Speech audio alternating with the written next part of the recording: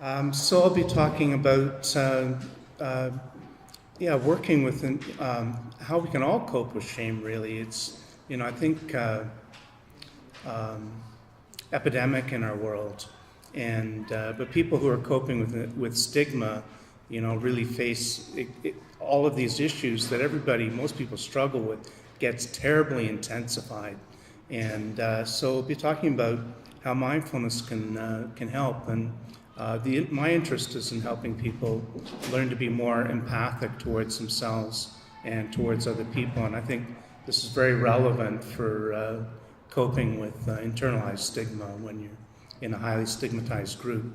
I expect there's a lot of expertise and wisdom in the room, so you could probably tell me lots about these issues, but I hope collectively we'll know more about stigma and shame after this session. Learn about empathy and values, and to understand this issue that's heightened for stigmatized groups, how shame suppresses our ability to be empathic towards ourselves, and how hard that makes it then to be thinking about other people and how they're doing as well. And to understand, we're going to do a little bit of meditation and journaling and discussing that experience. And then I hope I haven't crammed too much into this session. I'm hoping we'll get to an exercise at the end to work on values, and hope that it'll help you be more in touch with your values and resonate with them. So the format is I'm going to describe mindfulness from this perspective I've been developing and researching called emotion-focused mindfulness. I'll give you a brief overview of mindfulness-based interventions, and a description of what led me to explore, to deepen my own understanding about how internalized stigma can suppress the very capacities that we're trying to develop with a mindfulness practice, and that showed up in our research. And then we're going to meditate and journal and discuss that, and then I'll tell you more about the modality, its applications, and a little bit of data from an initial pilot with hospital staff. And then I'm going to compare and contrast this approach with other forms of mindfulness, and talk a bit about its Buddhist roots, including a fourfold task. And then hopefully there'll be time to do an experiential exercise around values. Okay, so there's many forms of mindfulness, both in Buddhism and in clinical approaches. But from the perspective that I'm working from now, I would define mindfulness as developing a flexibility of engagement with current experience, alive to the context you're in within yourself and around you, cultivating our ability to attend to and to participate in the stream of our own experience with curiosity and gentleness and acceptance. And in this case, it's a bit of a radical form of mindfulness because it's mindfulness of mind states, not just sensations. So opening into the present experience, including whatever is present, thoughts, feelings, imagery, memories, and in the process, cultivating empathy for oneself and others. And Les Greenberg has defined empathy as the ability to follow your own thoughts and feelings and embodied experience, and other people's thoughts and experiences and embodied experience and feelings with kindness and compassion. And by kindness here, I mean kind of a positive attitude towards other people and oneself, and compassion is wishing that suffering be alleviated. So emotions are key in all this because emotions are, they organize how we think and behave, and they're more richly wired into the brain in our neurophysiology than thinking is. So they play a really key role in opening into the music that's playing through us, the way we're feeling and thinking. So mindfulness can also be, I noticed this when I started teaching mindfulness and 15 years ago, and I've focused how I'm working with it more and more on how mindfulness can help people really open into, and am I holding this too close? Or okay. Into what we value. And values here are what matter to you, your direction in life, rather than the oughts and shoulds that your family or society have placed on you. They bring energy and joy, and this is about happiness as human flourishing, and a Greek word for it is eudaimonia. So it's rather than hedonism. So this is about living in the moment, but not for the moment.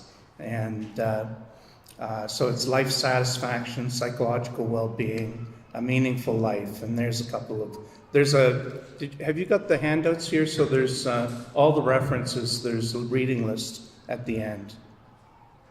So all of this is based on a lot of work that's gone before, mindfulness-based interventions. The grandmother of them all is mindfulness-based stress reduction, developed by John Kabat-Zinn and his colleagues for mixed medical populations and people dealing with chronic pain. And they took Buddhism, they took mindfulness out of a Buddhist context and put it into a mainstream discourse that's more accessible to more people. And then along came several cognitive therapists, Zindel Siegel and Mark Williams and John Teasdale, and they integrated mindfulness-based stress reduction into cognitive therapy to address vulnerabilities for, like if you've had several episodes of major depression, you're more vulnerable to falling into another one. And they were trying to use mindfulness to address that issue. And they're able to show that it helps, and since then it's been adapted for a lot of different populations and contexts. Some meta-analyses are showing effectiveness for a variety of populations, especially medical populations, people coping with various illnesses or medical conditions. A lot of work's been done with cancer patients, a lot of research, and helpful for anxiety and depression as well. So we did a large randomized controlled trial of mindfulness for HIV positive gay and bisexual men and other men who have sex with men. There have been 2 previous studies, a controlled study and a randomized controlled one, that showed that there were statistical improvements for people who got mindfulness in terms of their immune system functioning compared to the controls. So we did a pretty big randomized controlled trial with a conservative way of analyzing the data, 117 people. And we were the first to show, I think I skipped, there we are. We were the first to show psychological change in using mindfulness for people living with HIV. So we saw, compared to the controls, everybody in our study improved. Everyone was coming to a psychiatric treatment. If they're depressed, they're being treated. We just were asking that they not change what they were receiving 2 months in front of the group. So everybody in the study improved, but what was distinctive for the people who got the mindfulness is they got increased positive affect that foreshadows increasing satisfaction in relationships and work. That's in the positive and negative affect scale that was developed for looking at depression. We saw increases in mindfulness in terms of the 2 subscales of curiosity towards difficult emotions and decentering, which means being able to know that your thoughts and feelings aren't direct apprehensions of reality. And then we saw decreases in avoidance in the impact of event scale that was developed to look at trauma. So the intrusiveness, the other subscale, had dropped to subclinical levels, but so it had in the controls too. But our folks saw changes in terms of being less avoidant. So these were clinically meaningful changes. And the changes in mindfulness were positively correlated with positive affect and negatively with avoidance and depression at 6 months. So it was a positive study. We were able to publish it. But there was something in it that got me thinking much more deeply about the challenges that the men in my study were facing learning mindfulness. And that's when we looked at our data compared to the data that had been used to validate the Toronto Mindfulness Scale, which is a scale we were using. for measuring mindfulness, if they were pooled data, mixed medical populations and cancer patients, and going into the groups, if their baseline was there, our baseline for mindfulness was down here. We had the same effect size, the same kind of change as theirs. Our actual mean for change was higher than theirs, but statistically equivalent. But they went like that. So after our groups, we hadn't come up to their baseline from before their people got the mindfulness training. So it's I think it highlights the clinical significance of that change, but it also got me thinking about what might have been suppressing attentional capacities of the people in my study and the people that I serve. And I was already building in psychoeducation on systemic oppression and internalized stigma and self-compassion, but I realized I had to do a lot more to make it more workable for people. It really highlighted the amount of courage people were showing developing mindfulness in our study. So, obviously HIV is highly stigmatized and prevalent in marginalized groups that are already suffering from stigma. So many factors impinge and they all combine to create poverty. And studies are showing the psychological effects are multiplied when you combine two or more forms of oppression. So if you're in a stigmatized group, like living with HIV or you grew up gay, it's easy. There's lots of social anxiety, for example. There's a lot of trauma. It's easy to get preoccupied with potential criticism or actual criticism you experience, and it's easy to get self-critical as well. And so I started looking into how to address these issues around internalized stigma and integrate it more deeply into mindfulness. So I'm going to talk a bit more about shame. Shame's difficult to talk about. It's shameful to be ashamed. I don't know if you found that. It's hard to acknowledge. Oh man, I'm feeling so humiliated. Like we're supposed to be tougher than that, right? Rather than feeling ashamed. But shame's the most painful of emotions, but it's also, weirdly enough, an adaptive. All emotions are adaptive. And shame is our social radar. It helps us know if we're if you think about someone who's shameless, they've got a real problem navigating social spaces, and it's implicated in sociopathy. So it tells you if you're on the map or not. But it becomes a psychological issue, a transdiagnostic issue that underlies and permeates a lot of different psychological disorders when there's really high levels of self-directed hostility, contempt, and self-loathing permeating the self-criticism. So it's this emotional component that makes it transdiagnostic. And also difficulties generating feelings of self-directed warmth, soothing and reassurance and self-liking. So it's this emotional component that makes shame a transdiagnostic issue that causes a lot of suffering. So there's these three dimensions of shame. I think you could add a physical dimension too, but so affective, cognitive, and behavioral. And so I was talking about this emotional side. Shame is very painful, and it makes it hard then to actually notice what we're feeling and what's going on around us when we're feeling a lot of shame. Cognitively involves self-criticism and preoccupation with criticism, and it's difficult to acknowledge, and so it tends to suppress our ability to notice what we're feeling and thinking. We try to block it.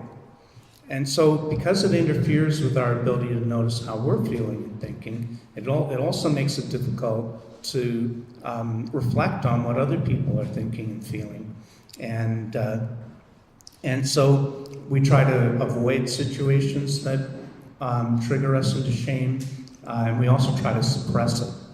And so when people are struggling with a lot of shame, it can lead to avoidant coping, not showing up for things, or drug and alcohol abuse, or suppressing and overcompensation and burnout. So I'm going to talk a bit more now about suppression.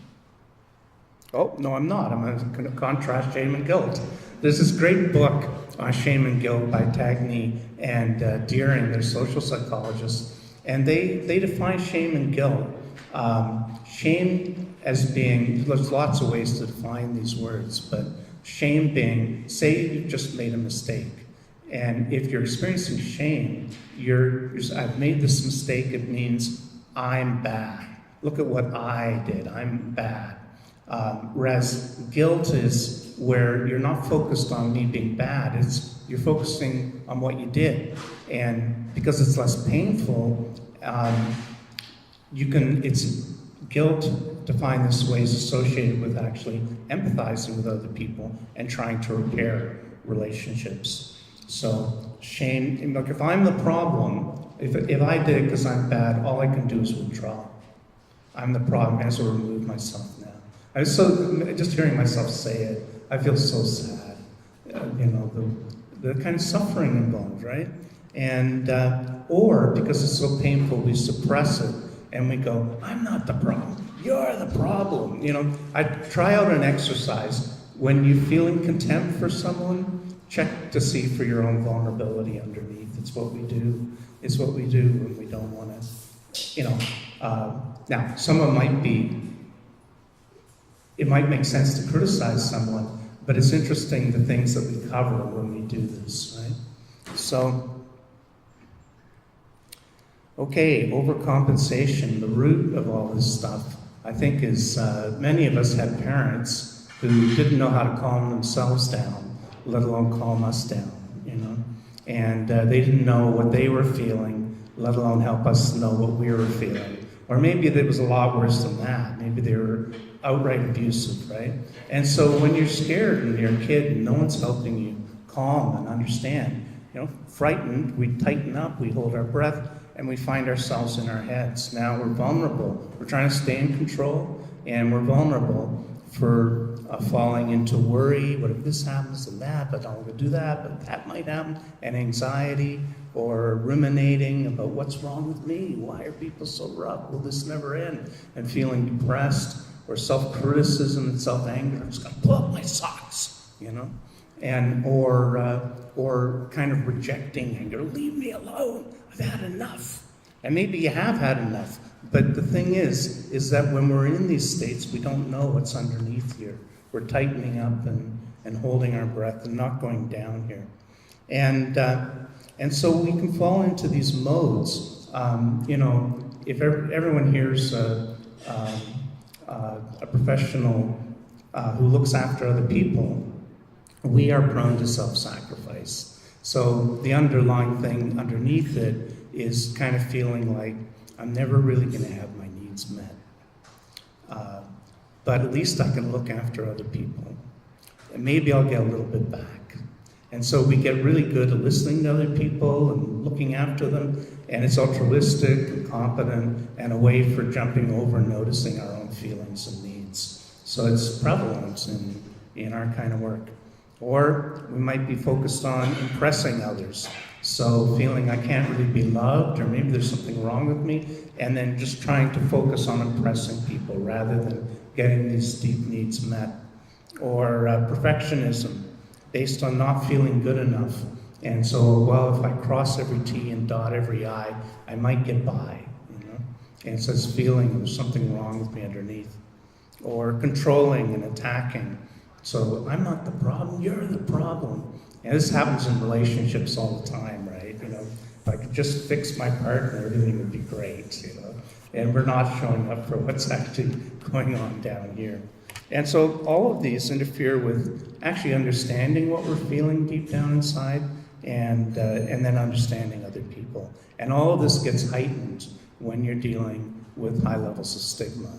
It gets much harder to navigate all this. It's hard for all of us to navigate this. Much harder when you're dealing with high levels of stigma. So what's the medicine? So I just love this I've kind of focused afresh on this year. Carl Rogers. People have deep capacities for making sense of emotions and responding effectively to situations if they're treated with empathy, genuineness, and respect, and really prizing them. So this whole thing's based on that. It's basically the modalities focused on that, and then trying to help people develop a meditation practice where they're showing up for themselves in that way.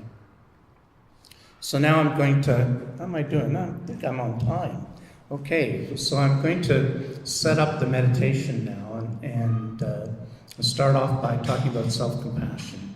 And so Christine Neff's a social psychologist. She's developed a very robust scale, self-compassion scale.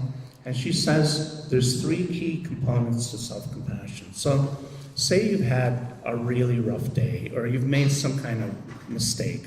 Instead of beating yourself up, you're kind to yourself. It can feel really useful to beat yourself up, but actually it fogs us up and it's hard to think clearly about ourselves and other people. So actually being kind to yourself.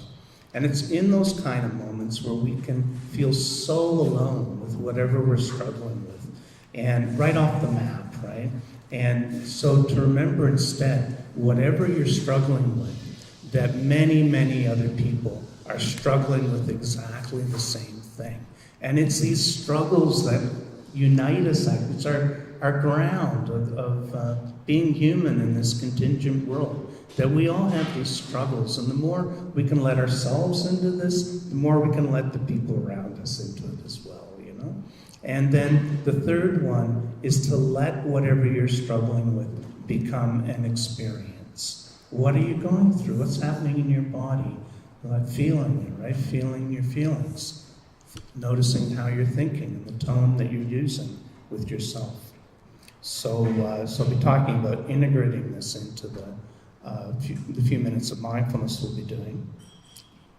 So there's two sets of instructions with this practice. One is for people who, if you already have a meditation practice, you're welcome to do that practice. And why wouldn't you? You've got lots of experience and wisdom in it, so it makes sense to do it. So if you have, there's another set of instructions if you've never meditated before, or if you'd like to try this more experientially open form of mindfulness. That's at the heart of what I'm doing. So if you decide to do your own practice, there's an invitation to remember the self-compassion. So say your practice is focusing on the breath, and you find yourself getting lost in thought. And then you start beating yourself up, right? So you could remember to be kind to yourself. Instead of going, I'm a bad meditator, I'm not even meditating, you could be kind to yourself and then remember this isn't evidence you're not meditating. It's evidence, number 2, it's evidence you're having a meditation experience. So the second component of self-compassion, whatever you're struggling with, lots of other people struggle with it. If you're struggling in meditation, you're experiencing something that lots of other meditators experience. You're having a meditation experience. So, and then what is the experience? What's happening? Instead of trying to get the meditation right, notice the struggle. Notice what's happening in your body. Notice your feelings. Notice the thoughts you're having.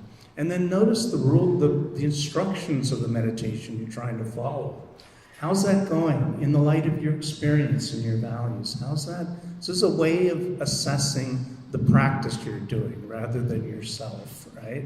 So there was a psychotherapist being interviewed by a meditation teacher who burst into tears and said, I failed my mindfulness practice.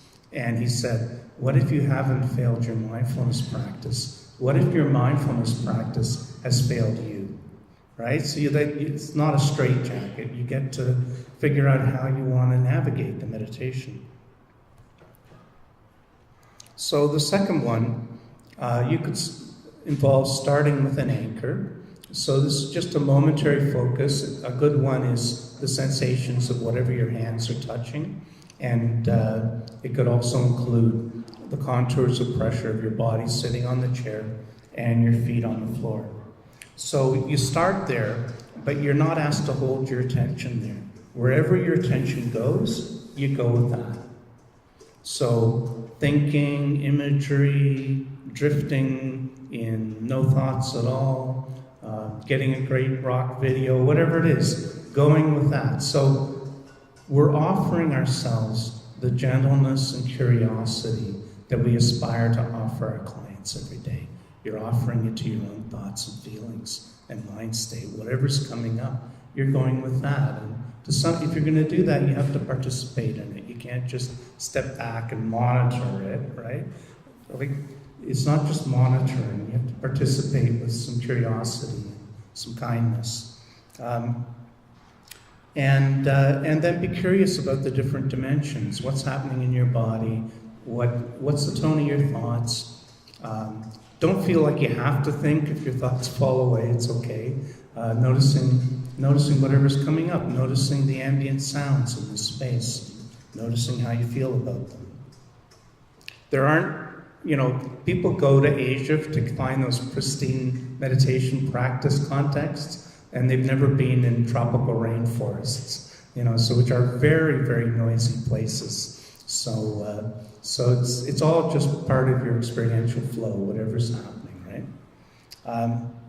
So this is to highlight how radical this approach is. Sleepiness is welcome, So typically in meditation, if you're meditating, close your eyes, you start nodding forward if you're sleepy, and then you're encouraged to straighten up into a relaxed, alert posture that embodies the mindfulness we're trying to cultivate.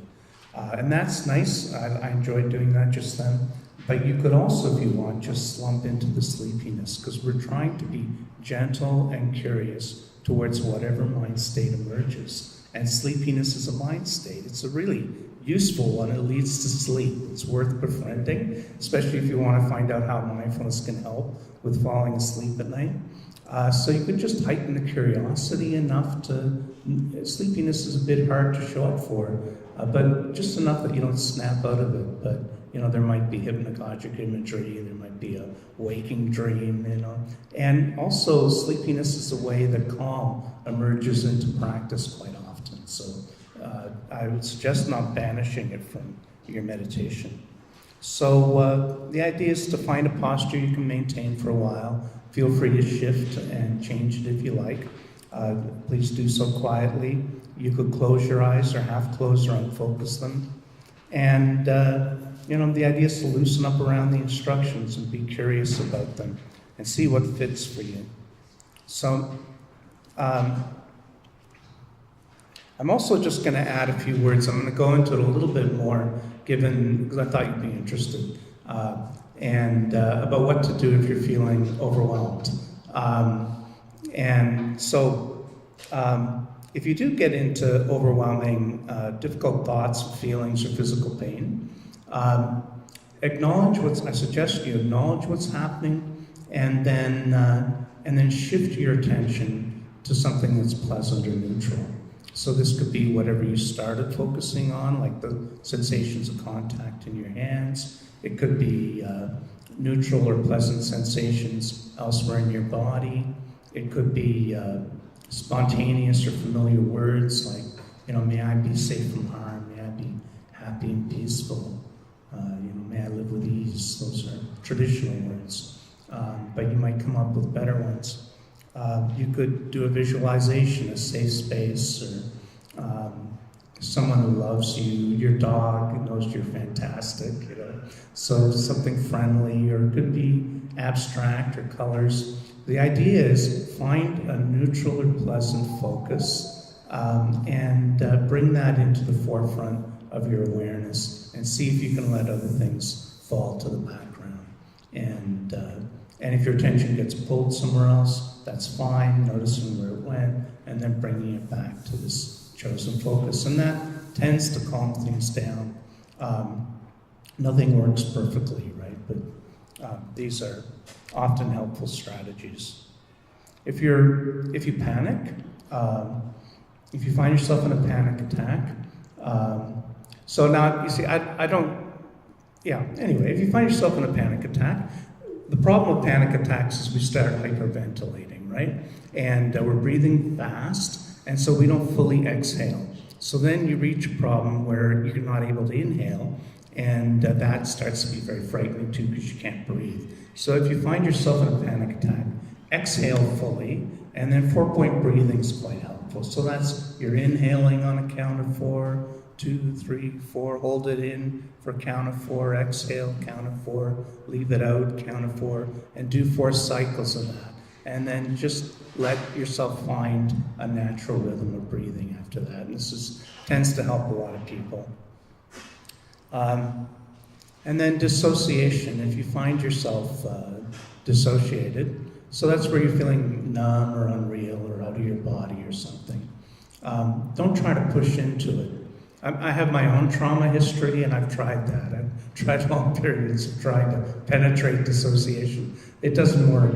It means you're overwhelmed, right? So like when we like to have some intensity.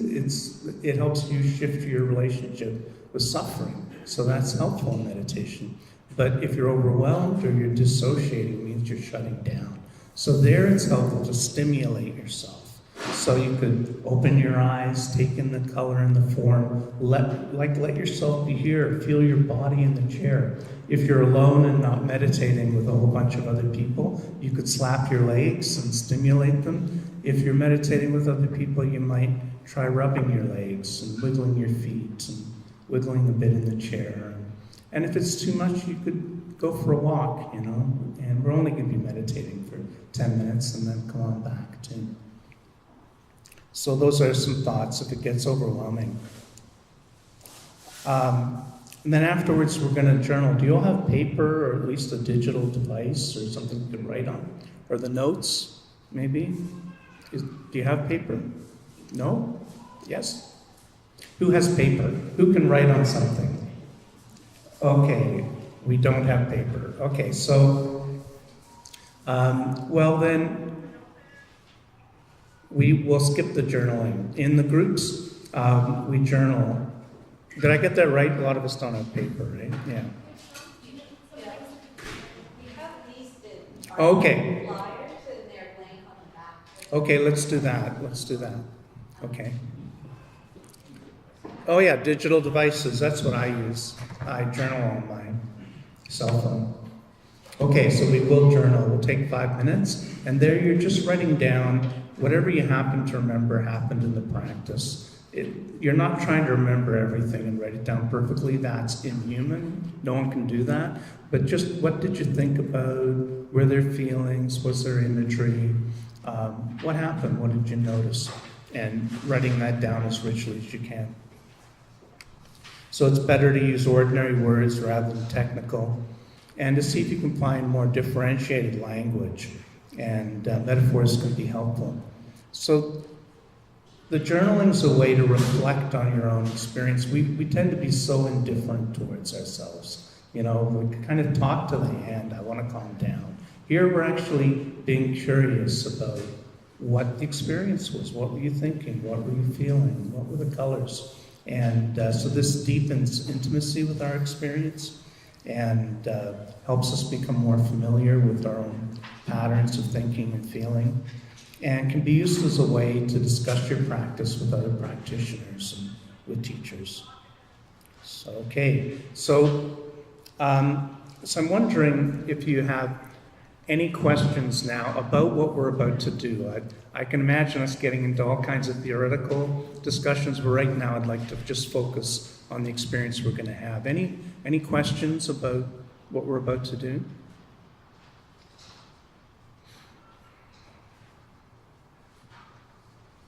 When the meditation starts, you might find yourself confused, realizing Bill basically said we could do anything. And we like confusion with this practice because it means you're actually engaging with your own experience rather than being me giving you a technique that you just repeat over and over again. This is much more interesting than that. This is you opening into your experience and getting to know yourself better. Okay, any questions? Concerns? Lights down, that would be good, yeah. Thank you. And do you want me to keep time at all? No, I can keep time. Thanks, Marie. So I'm going to ring some bells, or there's only 2 of them actually, and we're going to meditate for 10 minutes.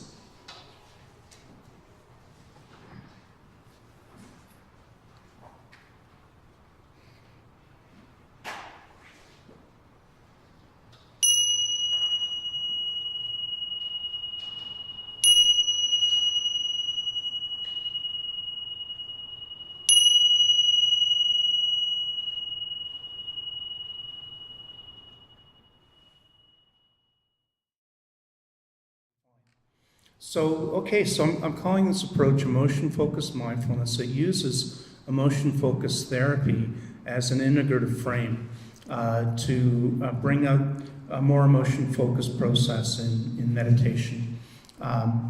Emotion-focused therapy is a strategic person-centered approach. It's channeling these old humanistic therapies of Gestalt and person-centered therapy and focusing. I mean, when I said old, I hope I didn't disappoint anybody. They're vibrant therapies in their own right? But it's also done a really interesting job of situating it in contemporary cognitive sciences. It's a very robust research program, and it's all focused on how can therapists be more attuned to emotions in ways that are associated with therapeutic change. And there's aspects of EFT I'm not using in my groups, like 2-chair work and stuff, because there's not time in a group process. I'm using motivational interviewing, another strategic person-centered approach. There it's focused on ambivalence around, who's got time for a meditation practice, right? So you got to make the time. And so supporting people through that very real challenge, using motivational interviewing. There's still influences from compassion-focused therapy and acceptance and commitment therapy, which I explored initially in trying to adapt mindfulness-based stress reduction. And then this experientially open form of mindfulness that's emerged in the last 20 years in Vipassana, Theravada Buddhist American practice networks developed by Jason Siff. And I've tried to be very true to his approach, but bringing it into EFT has sort of highlighted the way emotions are key in experiencing more richly and the focus on empathy. And then I'm using the Messages workbook, a great communication skills workbook. And it's not about mindfulness, but I use it to highlight how mindfulness can help us in communicating more deeply, listening, and speaking more, expressing ourselves more fully, navigating anger, being more assertive. Is that a tool for people in the general population as well as therapists, or is it more geared towards one than the other? Well, here's the programs. Is that what you're asking? Yeah. Well, the Messages book. Oh, the Messages. That's general population. It's just general communication skills, and then it's got all kinds of chapters on, communicating with teenagers, communicating with children, chapters on fighting with your partner, all kinds of chapters. Yeah, really useful. So I'm applying this. I've got a pilot study currently in the HIV clinic with HIV positive gay and bisexual men. These groups are in the fall and the spring. The fall group is about to start. There'll be one in the spring.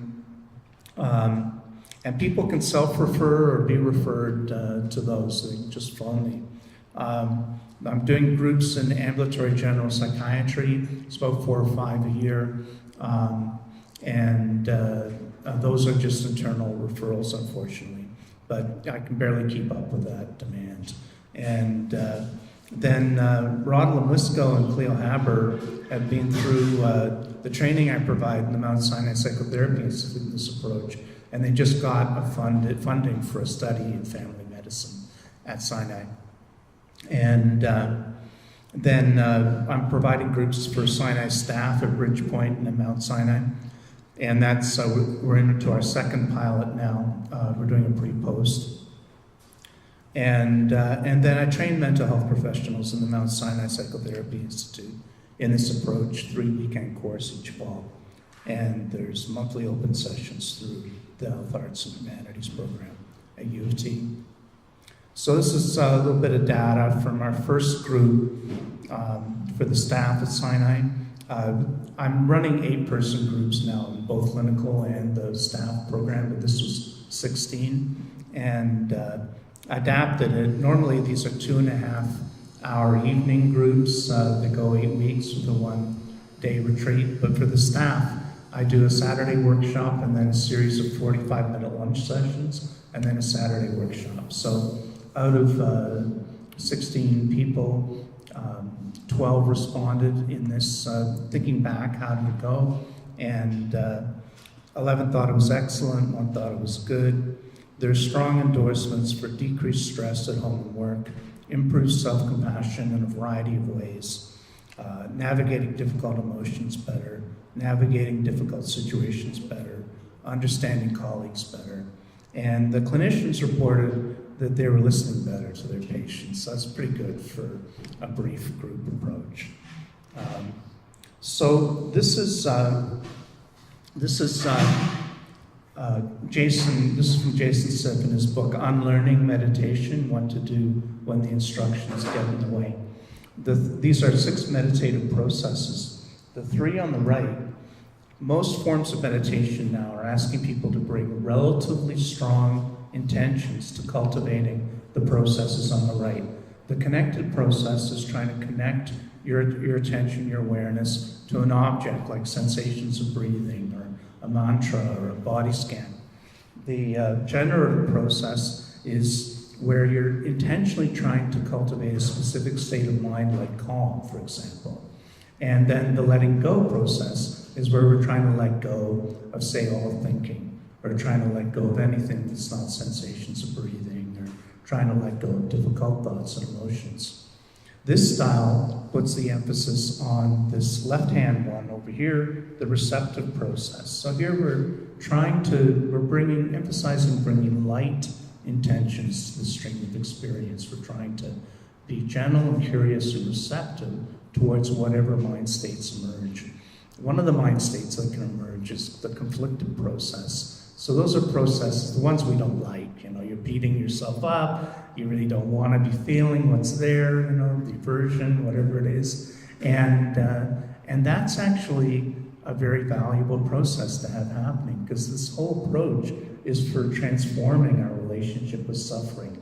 And if your suffering doesn't come into your practice, how are you going to transform your relationship with it? So it's a really key process to show up for and try to be gentle and curious. And so often that's the medicine that's missing, right? These states that we get caught in. We're not accustomed to being gentle and curious towards them.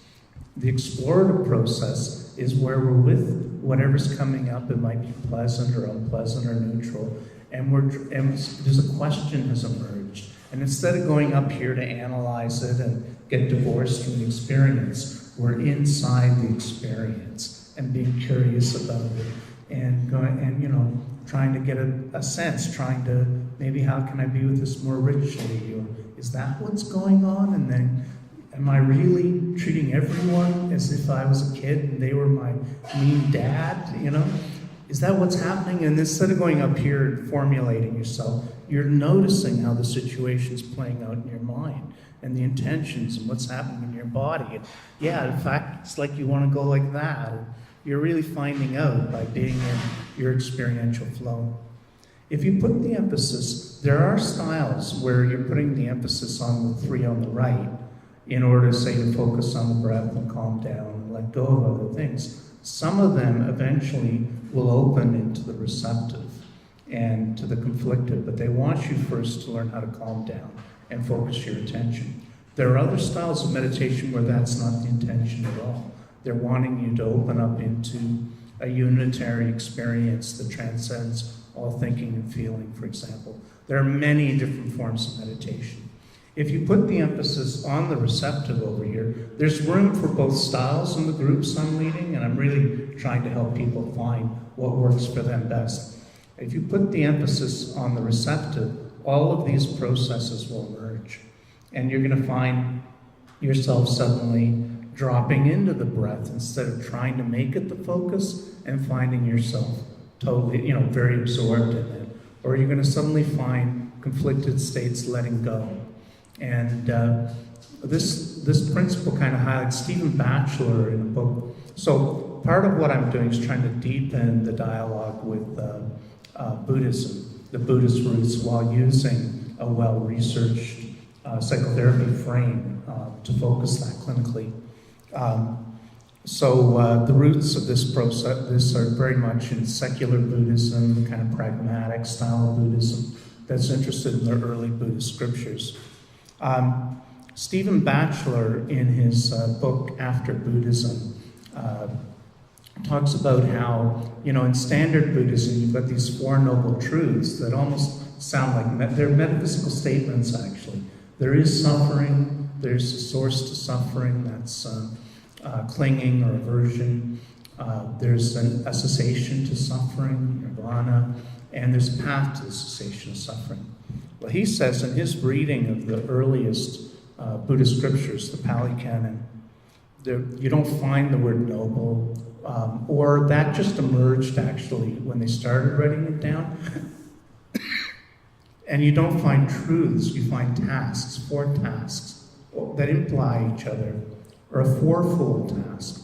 So he says the first task is, it's not that life is always suffering. Life's more confusing than that. Sometimes it's fun, right? And that draws us in. And it's important that life is also fun. But when the suffering comes up, that we embrace it and get the gist of it, understand it. And the word that's used for understanding has a kind of permeating, kind of fully surround it, and get the feel for it. If you do that, at some point the suffering and what's driving it's going to let go. When it starts to release, let it go. That's the second task. The third task is appreciate the sufferings left. And there's your nirvana. He says there's your nirvana right now, not 3 lifetimes from now. And the fourth, the way I would put it in the context of emotion-focused mindfulness, is cultivate your life oriented to your values. I think what I'm going to do is just talk about values rather than lead you into an experiential exercise. We don't quite have time for that. But so I'll talk about what I mean by values here and how I work with it in groups. So this has been influenced by Steve Hayes' acceptance and commitment therapy, and then also Kirschenbaum. It's a whole process of values clarification therapy that was big in the 60s and 70s, actually, and that he's writing about it now. So values are our direction in life. Values are like heading east. Goals are things you can achieve. From this perspective, values you can achieve. Values help us decide what goals are meaningful. So if your value is like heading east, then getting to Kingston would be like a goal. You can do that. You can then get to Montreal. But you can never get east. You can never get east. East is an orientation. Our values are an orientation. And the nice thing about this too is you find, say your value's heading eastward, and you find yourself heading south, all you have to do is turn left. All you have to do is turn left. Now you're heading as eastward as you possibly can. So congratulate yourself. You don't have to punish yourself. You don't have to burn yourself with a brand or anything like that. You're already at the gym working out or whatever it is. There you are, right? So it can be difficult sometimes to identify our values. I think we've experienced a lot of disappointments, and it can be painful to go there to values. When I do values exercise in session 2, some people aren't able to identify. What can come up instead is pain, like needs, unmet needs, and that's actually the other side of that pain is what's important to the person often. It wouldn't be hurting if it didn't mean something. And so we go into that in session 2 because it's so important. What are we doing this for? Right? We're doing this to help the person develop a more meaningful engagement in their life. And coming into our feelings. Feelings are key in feeling what's important to us in situations and overall. So the exercise, which I won't take you into now, basically I have people imagine themselves many years from now, deep in their old age, and they're dying. And their eyes fill with tears. They can't believe, you can't believe that you got to live the life you lived. You're so grateful. You're so grateful. So what was that life? And then going back from today to then, what happened? So you get people to write it down. And, you know, it's beautiful. You get people saying what their values are. They're singing. You can see them come alive. You know, that's what values do, and that's what can be experienced in meditation too. People come into fully embodied, resonating with their values. It's a lovely kind of thing to experience. So, and that's this fourfold task, this cultivating your life oriented to your values. This is a regular part of meditation practice, where people show up for their pain, their suffering, it lets go, and they now have an opportunity to experience life beyond the suffering, beyond the reactivity, and find out where their mind goes. And maybe in the meditation it's, wow, I'm going on holiday with my family this Saturday, and they're just thinking that through, right? Or what am I going to buy at the supermarket for dinner? You know, or maybe thoughts are falling away and they're going into deeper kind of wholesome, subtle states. You know, there's a range of ways of living your life oriented to your values, and you see all of that, and you hear people describing it regularly in these sessions. Well, maybe I'll just go to the concluding slide. How about that? So, and if you come up with a question, you can put your hand up. And so, when one belongs to a stigmatized group, it's easy to get preoccupied with self-criticism and real or potential criticism. The danger is when this gets permeated by high levels of self-hostility, contempt, and self-loathing, and difficulty generating feelings of self-warmth, soothing, reassurance, and self-liking. This can lead to self-destructive forms of avoidant coping or overcompensation, where we lose connection with ourselves and living connection with other people. Using mindfulness to cultivate empathy for yourself and for others can be a direct, coherent way of addressing internalized stigma and developing a life you deeply value. So I'd be happy to stay around afterwards for any questions or comments, and thank you very much for listening today. Oh, there's a question. There is a question. Right on, Brenda. So to be in a mindfulness group, this kind, or mindfulness-based stress reduction, or mindfulness-based cognitive therapy, people need to be in their life where they can show up for some more stress, and that's going to be meaningful. So because it's hard to develop a new behavior like a regular meditation practice, and there are going to be intense emotions. So the exclusions would be any kind of self-destructive coping, the kind you're describing, where people are going to get thrown more deeply into that. So, you know, addictions, or active suicidality, or severe depression.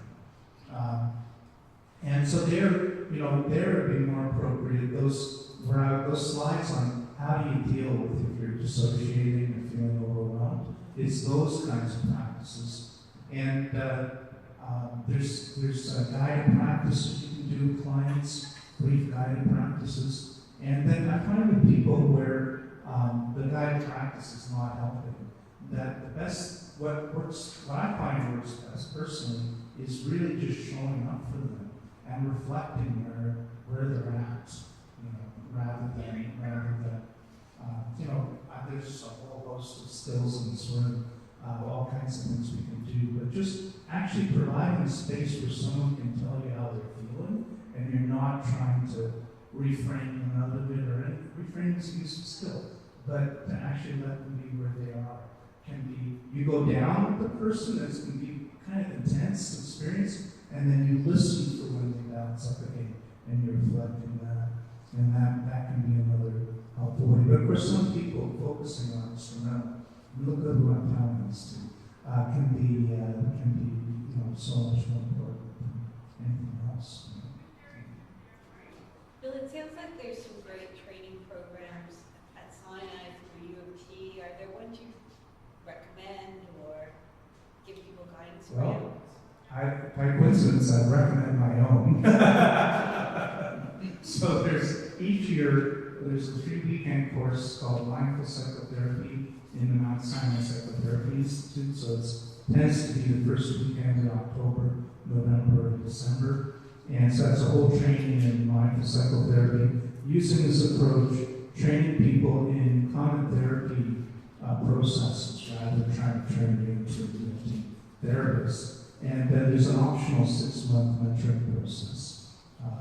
I'm also now, I led a brief retreat in August at the College Retreat Center, and we'll be doing one next year in the last week of July. So those will be annual. Thursday evening to a Sunday lunch. 29 people came this year. The website, if you want to check that out, is emotion-focused-mindfulness.ca. And there's client programs at Sinai as well, and I think maybe at Toronto General too, in terms of mindfulness and meditation. Yeah. There's the path study that I'm providing, and should I talk about our clinic or? I think so. Yeah. Okay. Just so that people know if they want to clinic make a referral. The clinic for HIV-related concerns is in psychiatry at Mount Sinai. So you can refer your clients there, or they can be referred by the doctors, or if needed, they can self-refer. There's 5 psychiatrists, 2 social workers, Scott Bowler and myself. Scott Bowler was the first counselor at Gayner Services, so he knows the sector very well. And so people can get psychiatric assessments. There's shared care with docs. All the staff provide psychotherapy, and there's mindfulness groups I do. There's also a narrative group developed by Alan Peterkin and Julie Ann, and those are like a cross between a writing group and a support group, and very helpful for people who experience trauma. Actually, I think that's good to know because it's a great way to make a referral so that you get that understanding of a good referral for your client. Yeah. Thanks, Bernie. You're welcome. For keeping me on focus there. I just want to say thank you to Bill, and I'm sure you do too. Thank you so much for being with us.